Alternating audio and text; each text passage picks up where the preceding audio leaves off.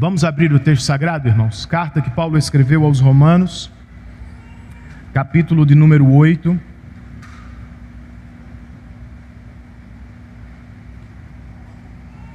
Hoje nós chegamos ao parágrafo da minha vida. Minha esposa e família já sabem, mas vocês precisam saber. Se eu morrer e vocês estiverem por aqui, esse é o texto que eu quero pregar no meu funeral, tá bom?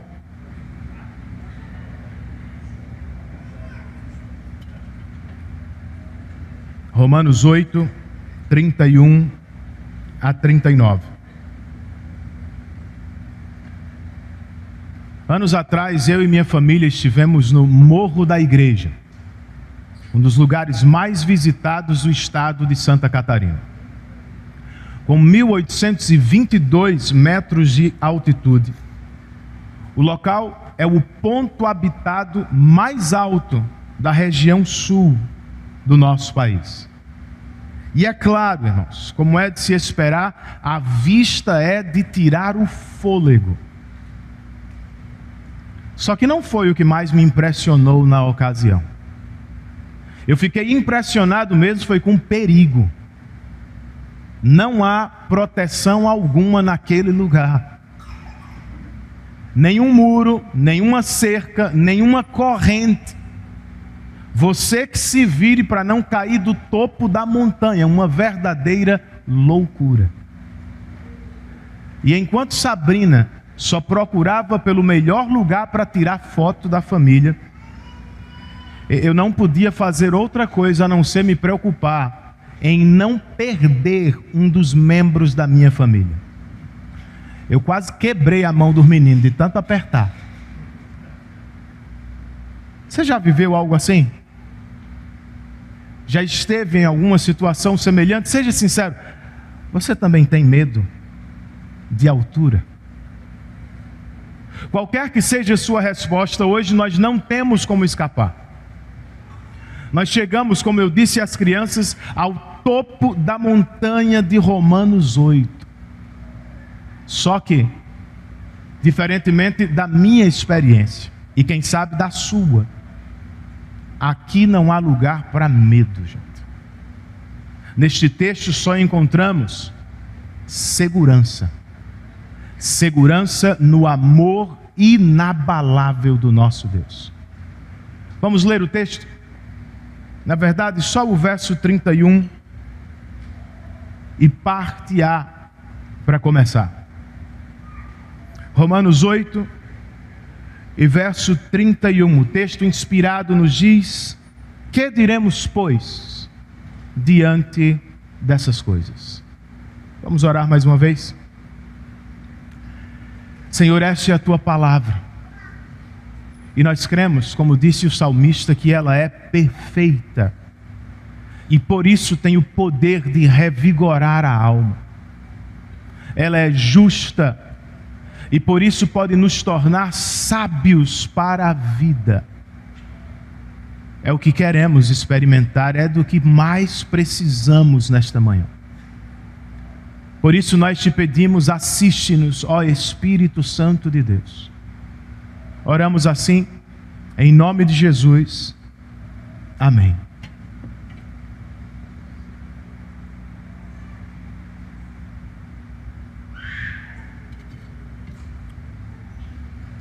O que acabamos de ler, queridos, é uma fórmula conclusiva.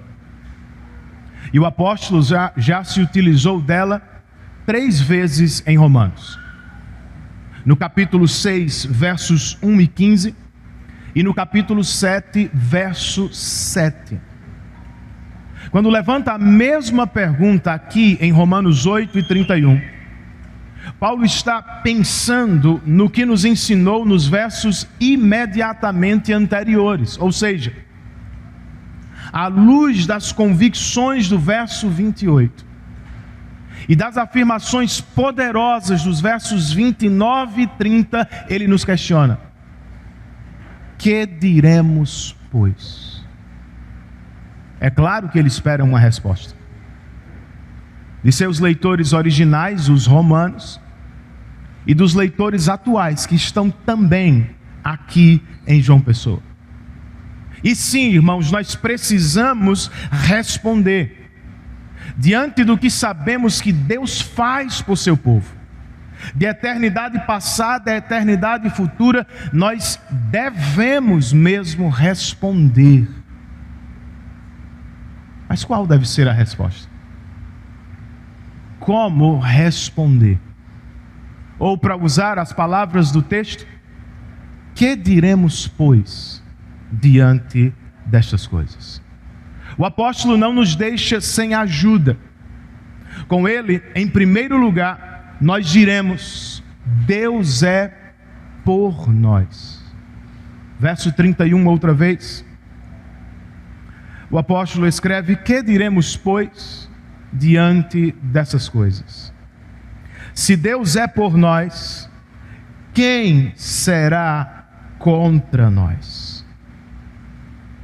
Se a pergunta fosse feita apenas de quem será contra nós, qual seria a resposta? Eu vou lhe dizer quem é contra nós: todos. O mundo incrédulo nos odeia. O pecado nos persegue. A morte ainda nos assusta. E o diabo sempre quer ver a nossa derrota. Nas palavras do Dr. John Stott, o mundo, a carne e o diabo estão mancomunados contra nós. E por nós mesmos não temos condições de enfrentá-los. É por isso que a primeira parte da pergunta é tão importante. Se Deus é por nós. Este se aqui não indica incerteza, como alguém pode pensar.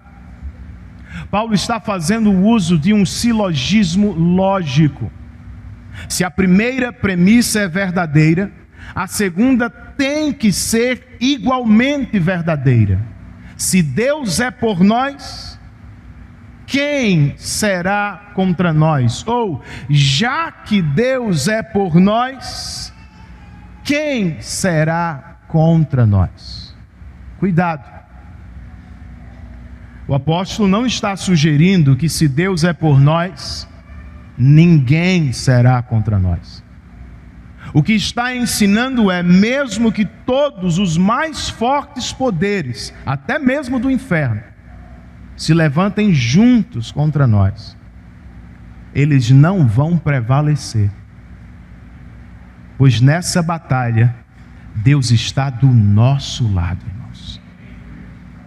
Como ter tanta certeza? Como saber e experimentar mais o cuidado de Deus por nós? Verso 32. O apóstolo levanta uma segunda pergunta.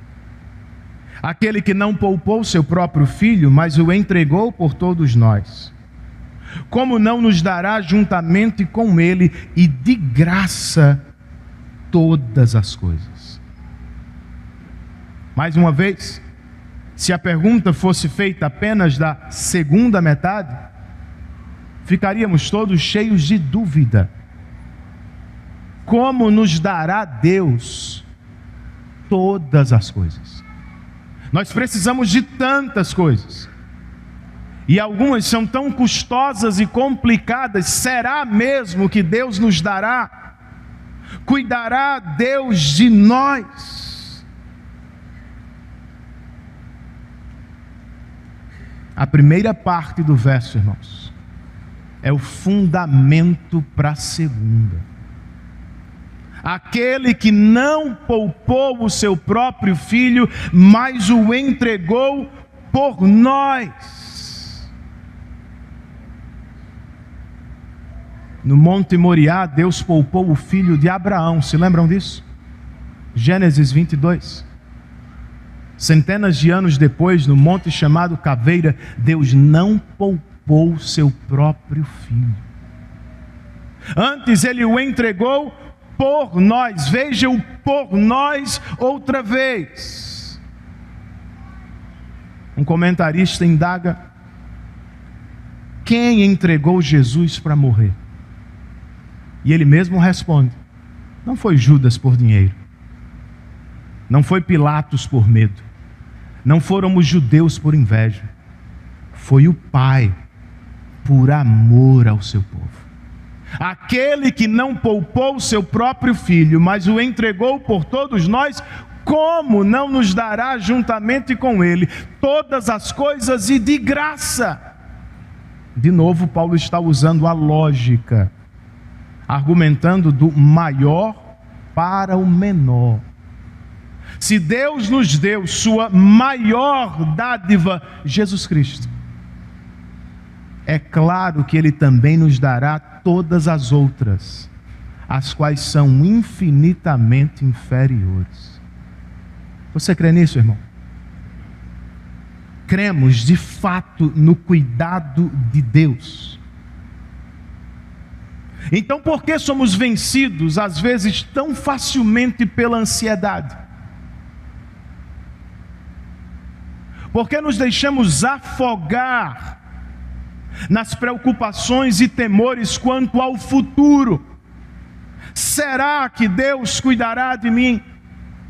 Será que Ele vê? Será que Ele realmente pode ajudar? Nos esquecemos por acaso do que disse Jesus?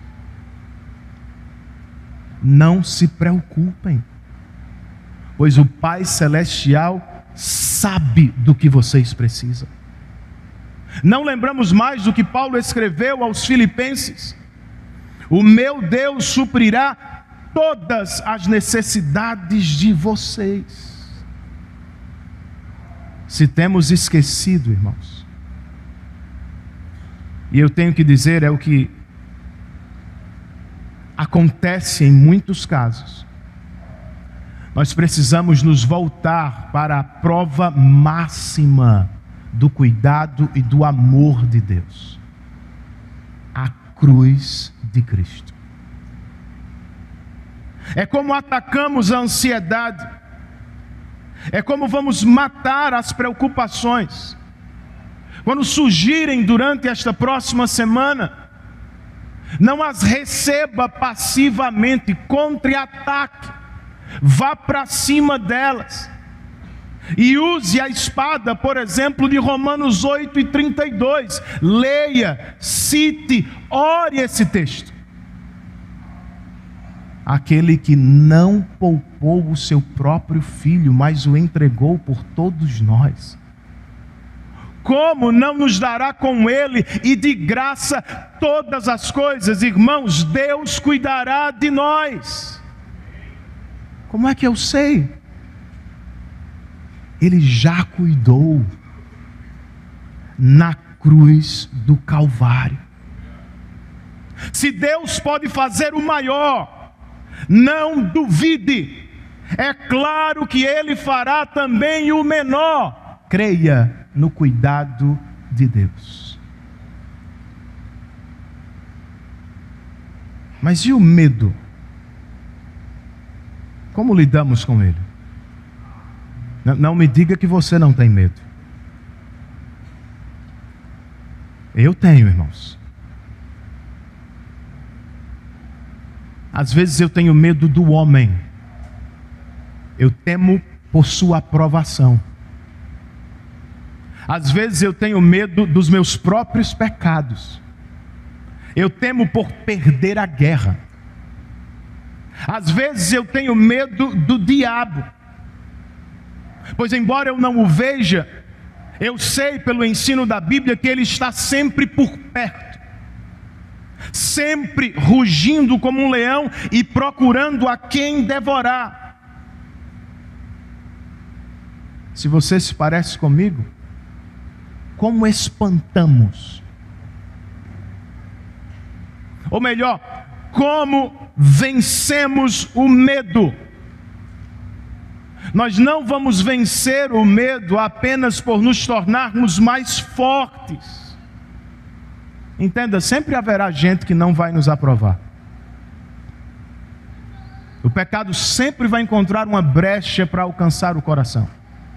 O diabo sempre estará por perto, procurando a quem assustar.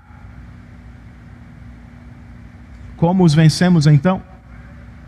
Não é olhando para nossa força, é olhando para o nosso Deus, que em Cristo é por nós. Essa era a confiança do salmista.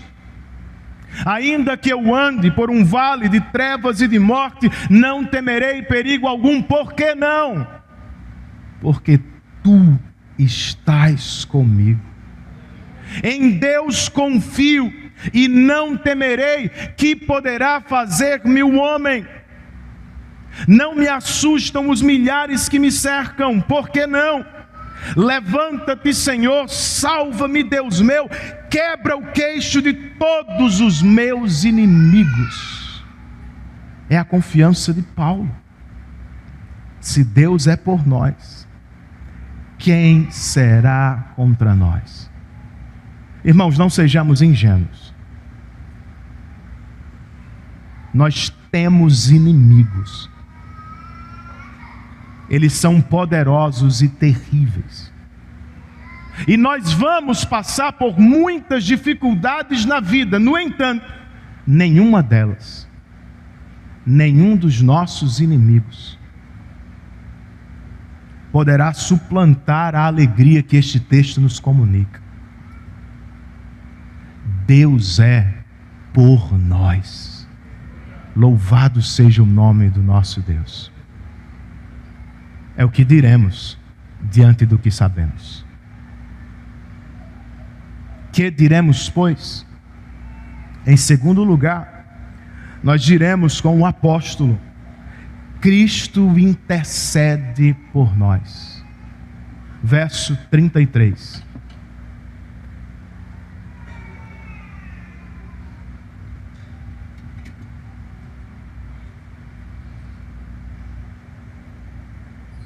Quem fará alguma acusação contra os escolhidos de Deus? É Deus quem os justifica. O verbo acusar, egkalel no grego, usado apenas aqui e no livro de Atos, tem o poder de nos transportar na mente para um tribunal. Quem fará acusação contra os escolhidos de Deus? De novo, nossa consciência nos acusa. Os nossos inimigos nos apontam o dedo. O diabo é chamado em Apocalipse 12 de o acusador dos nossos irmãos. Então há muitas pessoas que levantariam acusações contra nós. No entanto, nenhuma delas pode prosperar contra os escolhidos de Deus. Por quê? A resposta de Paulo, a resposta de Romanos. Romanos está resumido nessa resposta. Verso 33. Quem fará acusação contra os escolhidos de Deus? A resposta é Deus quem os justifica. Deus nos escolheu por amor antes da fundação do mundo, irmãos. E Deus nos declarou justos em seu tribunal, por causa da vida e da morte de Cristo Jesus. É por isso que mais cedo Paulo pôde dizer com tanta convicção: já não há mais condenação para aqueles que estão em Cristo. Já não há mais condenação é o mesmo que está resolvido. Como? Os eleitos estão em Cristo.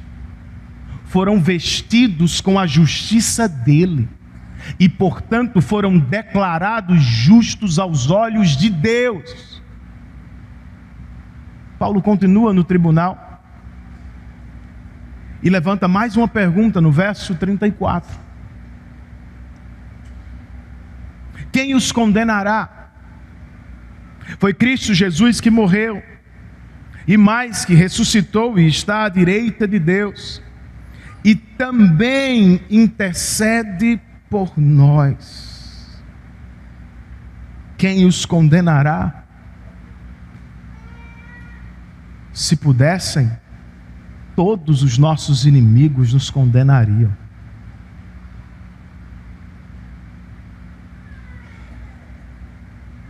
Seríamos condenados por todos eles, não fosse por Cristo Jesus. Primeiro, Paulo nos diz que Cristo Jesus morreu por nós.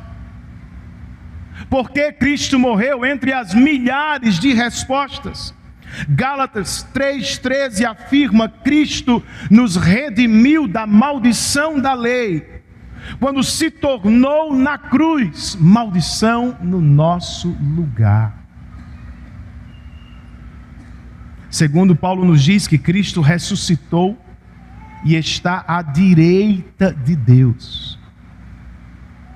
A ressurreição de Cristo, irmãos, prova que o seu sacrifício vicário foi aceito por Deus. E a sua posição no céu, à direita do Pai, nos informa que o seu trabalho salvífico por nós terminou. Deu certo. A missão dele foi concluída com sucesso. Mas e agora? O que é que Cristo está fazendo à direita de Deus? Paulo nos diz que Cristo morreu por nós, ressuscitou por nós, está à direita de Deus e também intercede por nós. Sabe o que significa? Quando nós pecamos e as acusações surgem, Cristo se levanta no tribunal para nos defender outra vez. O que você acha disso? Cremos de fato, irmãos, na intercessão de Cristo por nós, então por que estamos sobrecarregados de culpa? Por que estamos quase jogando a toalha diante das acusações de Satanás? Você precisa saber disso. Escreveu o Dr. R.C. Sproul. A principal obra de Satanás na vida do crente não é a tentação, é a acusação. Ele vive para nos acusar, a fim de tirar de nós a segurança e a alegria que temos em Cristo. Já aconteceu com você? Então, o que fazemos? Como lidamos, queridos, com as acusações do mundo, da carne e do diabo? Lembre-se de sua posição jurídica diante de Deus. Em nenhum lugar a Bíblia ensina que depois de regenerados nós deixamos de pecar. O que acontece é, nós nos damos conta do pecado. Nós passamos a odiar o pecado. Nós vivemos em uma luta constante contra o pecado. Porém, infelizmente por agora, nós ainda pecamos. E é aqui que surgem os acusadores. Eles se levantam para nos lembrar dos pecados, para nos apontar nossas faltas, e para nos levar a pensar que por causa dos pecados nós não somos filhos de Deus. Mas eu te pergunto nesta manhã, em quem você vai confiar? No diabo, que é um mentiroso? No seu coração, que é enganoso? Ou no seu Deus, que nos justificou em Cristo Jesus? A doutrina da justificação pela fé não é abstrata, irmãos. Não é retórica de tribunal ou de teatro. A doutrina da justificação pela fé é o coração do próprio Evangelho. Por causa da vida perfeita de Cristo e por causa da morte substitutiva de Cristo, Deus nos declarou justos em seu tribunal.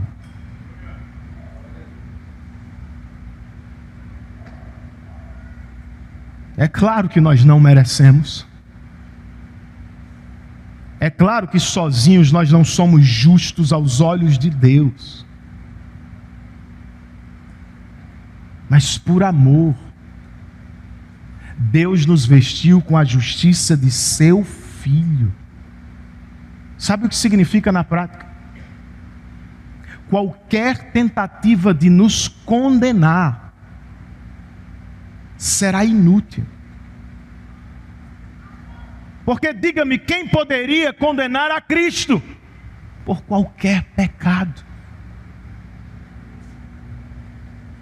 Se os acusadores têm algum problema com nossa salvação, que não discutam tanto comigo, com você, que eles subam aos céus e que conversem com o Deus que nos justificou. E é o que fazem mesmo. Quando pecamos, eles surgem das trevas para nos acusar. De novo, como lidamos com as acusações do mundo, da carne e do diabo? Irmão, lembre-se de Cristo. Ele é o advogado que intercede por nós. Vocês sabem disso, nós somos advogados por natureza. Ninguém precisa ensinar a criança. Ela sabe inventar desculpas, justificativas. É a nossa natureza. Nossa natureza pecaminosa não se manifesta só no pecado que cometemos. Se manifesta também nas respostas que damos aos pecados que cometemos. Geralmente nós minimizamos. Nos justificamos. Explicamos do nosso jeito. Em resumo, nós falamos em nossa defesa, advogamos em causa própria, mas e se nunca mais precisássemos fazer isso? Porque agora descobrimos que temos um advogado infinitamente melhor. E nós temos, gente. Foi o apóstolo João que escreveu: filhinhos, vos escrevo estas coisas para que não pequeis. Se todavia alguém pecar, lembrem-se, nós temos um advogado junto ao Pai, Jesus Cristo, o justo. Entenda e se alegre com a advocacia de Cristo. Ela se manifesta não antes, mas durante o seu pecado. Outra vez, irmãos, mesmo depois de salvos, nós ainda pecamos, ainda mentimos, ainda invejamos, ainda explodimos em ira e impaciência, ainda adoramos a ídolos. Eu não estou dizendo que está certo, que deveria ser assim. Eu estou apontando um fato. Por agora ainda é assim. E a pergunta mais importante nesses momentos de pecado é a seguinte: o que Jesus faz por nós?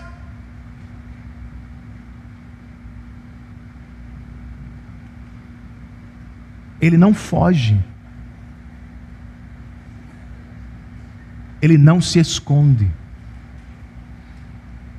Jesus não desiste de nós. Ele se levanta no tribunal de Deus como nosso advogado.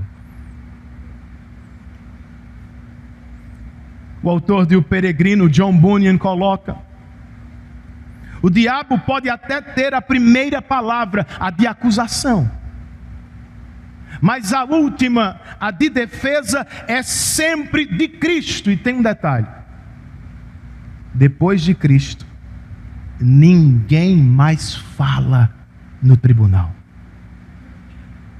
Por quê, irmãos? Porque está resolvido. Nós não deixamos de pecar ainda, mas se estamos em Cristo, já não há mais condenação sobre nós. Livre-se da culpa. Sejamos livres da necessidade de nos defender o tempo todo, da necessidade de aumentar nosso valor por nossos esforços, da necessidade de desfilar diante dos outros as nossas virtudes. Nós não precisamos disso. Nós podemos ser verdadeiros. Não precisamos de máscaras. Nós deveríamos confessar nossos pecados uns aos outros e a Deus. Pedir perdão uns aos outros e a Deus, porque somos pecadores. E depois disso, todos nós deveríamos descansar tranquilos, porque a questão está resolvida. Jesus Cristo é o nosso advogado perante Deus. Ele intercede por nós. Que diremos, pois? Para terminar com Paulo, nós ainda diremos: Deus prova o seu amor por nós. Versos 35 e 36.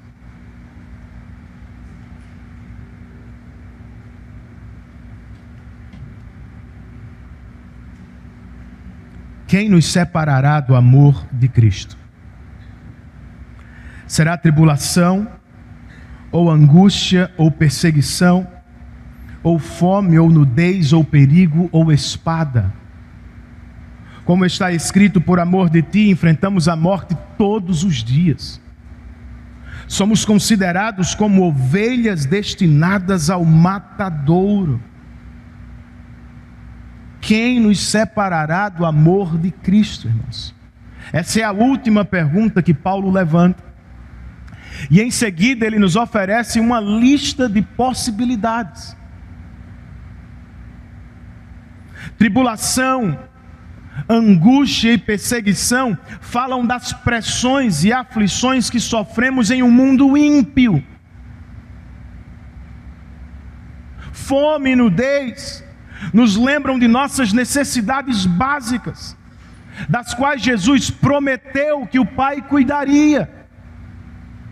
Por fim, o apóstolo ainda menciona perigo e espada, muito provavelmente referências ao risco de vida que corremos e à própria morte que alguns têm que enfrentar por causa de Cristo.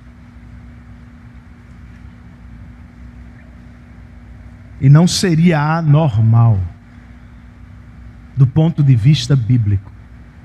E é por isso que Paulo cita um salmo, para provar que a vida do crente é difícil. Por amor de ti enfrentamos a morte todos os dias. Somos considerados como ovelhas destinadas ao matadouro. Você lê a Bíblia, você sabe disso. Esse foi o caso, muitas vezes, dos crentes do Antigo Testamento. Era o caso do próprio Paulo, fugindo de cidade em cidade no Novo Testamento. Talvez fosse o caso dos leitores da carta aos Romanos. Viviam sob perseguição.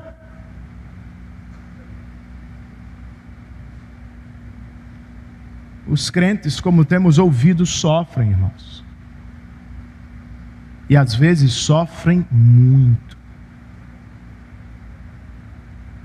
Tribulação, angústia, perseguição, fome, nudez, perigo e espada. A questão, porém, não é essa. A grande questão do texto é: poderá o sofrimento nos separar do amor de Cristo? A resposta de Paulo vem entre os versos 37 e 39. Ele escreve: mas em todas estas coisas somos mais que vencedores por meio daquele que nos amou. Pois estou convencido de que nem morte nem vida, nem anjos nem demônios, nem o presente, nem o futuro, nem quaisquer poderes, nem a altura, nem profundidade, nem qualquer outra coisa na criação será capaz de nos separar do amor de Deus, que está em Cristo Jesus, nosso Senhor.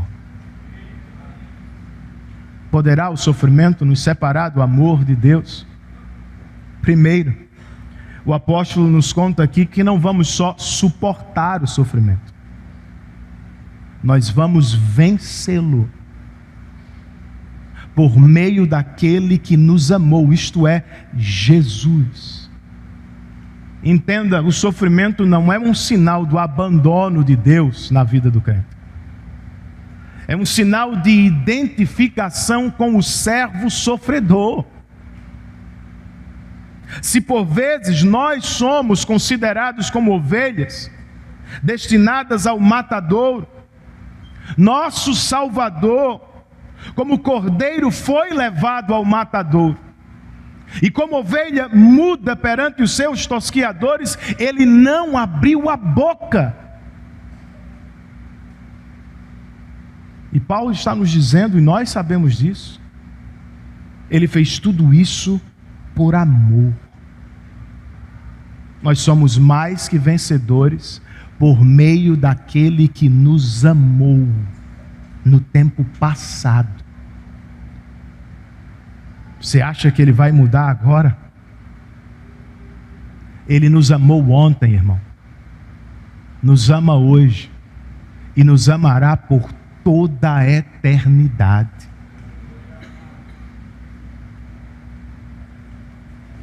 Por isso, segundo, por piores que sejam os sofrimentos desta vida, e por mais fracos que estejamos às vezes diante deles, nós podemos ficar absolutamente certos, como Paulo estava: nada poderá nos separar do amor de Deus. Nada na experiência humana, nem morte, nem vida. Nada no mundo espiritual, nem anjos, nem demônios. Nada no tempo e no espaço, nem presente, nem futuro, nem altura, nem profundidade. Absolutamente nada, nenhum poder na criação será jamais capaz de nos separar do amor de Deus que está em Cristo. Cremos nisso? Você crê no amor inabalável de Deus? Então diga-me, por que é que estamos vacilando agora, diante dos sofrimentos atuais que enfrentamos? A Bíblia não tem espaço para teologia fácil da prosperidade ou do mundo coach, irmãos. Eu sinto muito. Em nenhum lugar ela promete que não sofreremos, ou que os sofrimentos desta vida não vão nos machucar até o talo. O que a Bíblia ensina e promete é muito melhor e real. Nenhum sofrimento desta vida, por mais pesado que seja, poderá nos separar do amor de Deus. De novo, nós não vamos só suportar o sofrimento, nós vamos vencê-lo, pois somos mais que vencedores. Friedrich Nietzsche, escritor do século XIX, desprezava o cristianismo, entre outras coisas porque não podia suportar algumas virtudes. A virtude do amor ao próximo, a virtude da compaixão e da misericórdia. Para ele, o que mais deveria caracterizar a humanidade era o desejo por vencer, dominar o outro, conquistar o outro. Por isso ele propôs a criação de um novo homem. Me perdoem o alemão. Übermensch, o super-homem da Alemanha. Curiosamente, foi com um dos livros de Nietzsche que Hitler presenteou os seus soldados em um Natal. Não é de surpreender, né?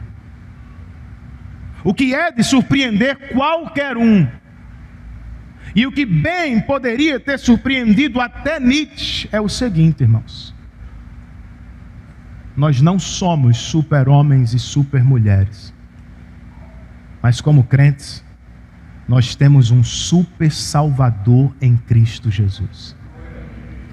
Não somos vencedores sempre, nós não nos bastamos, nós não conseguimos sozinhos, nós pecamos, nós perdemos, nós morremos de medo às vezes diante dos menores sofrimentos da vida, e ao mesmo tempo, nós também somos mais que vencedores, por meio daquele que nos amou. Jesus venceu o mundo, irmão, a maldição do pecado, a morte, o próprio diabo. E diferentemente do que ensinava Nietzsche, tudo isso Jesus fez por amor aos seus inimigos, que se tornariam amigos. Por isso, a chave para perseverar no sofrimento, no que você está vivendo, está nas expressões deste texto: por meio daquele que nos amou, e o amor de Deus que está em Cristo. Tudo na última parte do texto gira em torno do amor. Paulo primeiro pergunta: quem vai nos separar do amor de Cristo? E ele nos oferece duas respostas. Uma: somos mais que vencedores por meio daquele que nos amou. E duas: nada vai nos separar do amor de Deus que está em Cristo. Mais cedo no capítulo 5, o apóstolo escreveu: Deus prova o seu amor por nós assim: Cristo morreu em nosso favor, quando ainda éramos pecadores. Como agora fomos justificados por seu sangue, muito mais ainda por meio dele seremos salvos da ira vindoura. Está acompanhando o raciocínio de Paulo? Se Deus nos amou quando ainda éramos seus inimigos, irmãos, por que você acha que Ele vai mudar agora que somos seus amigos? Sim, nós seremos menos pecadores no futuro. É o que queremos com a santificação. Mas não estaremos mais seguros do que já estamos hoje. Nós somos hoje, não amanhã, hoje, mais que vencedores por meio daquele que nos amou. Nada vai nos separar do amor de Deus que está em Cristo Jesus, nosso Senhor.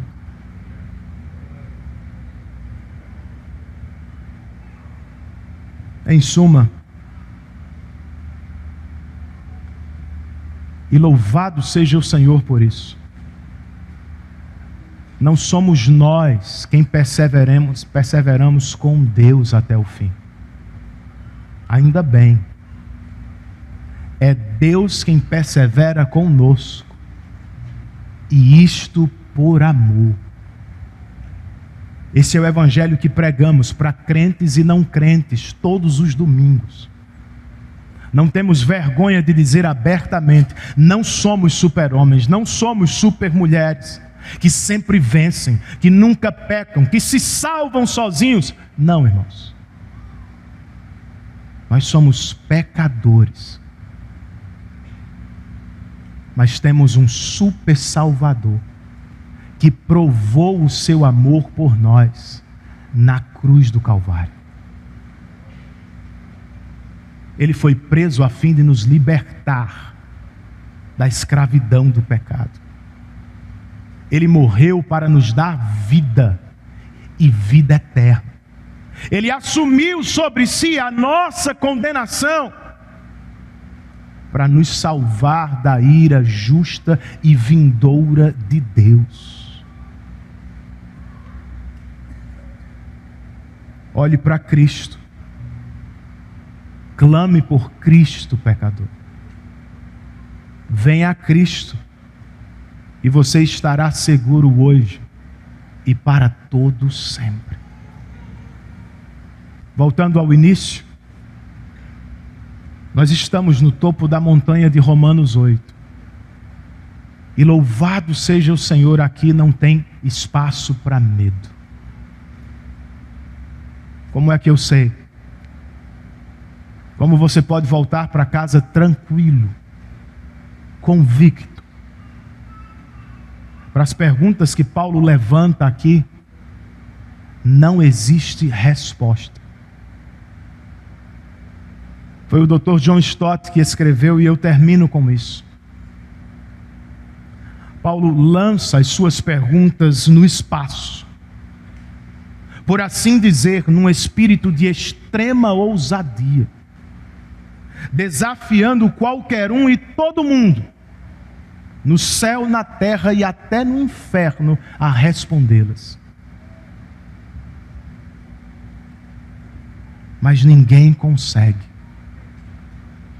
pois não há absolutamente nada que possa prejudicar aqueles que Deus amou de antemão, predestinou, chamou, justificou e glorificou. Nós estamos seguros no amor inabalável de Deus. Ninguém vai nos arrancar de suas mãos. Nada vai mudar do lado de Deus. Ele nos ama, irmãos, porque nos ama desde sempre, para a própria glória e para a nossa alegria. Então eu te pergunto: que diremos, pois? Vamos render nossa vida em adoração ao Senhor, servi-lo inteiramente, confiar nele prontamente, nos arrepender sempre, mas depender da graça soberana de Deus. Curve a sua cabeça, feche os seus olhos, ore ao Senhor em resposta e preparando-se para a ceia do Senhor.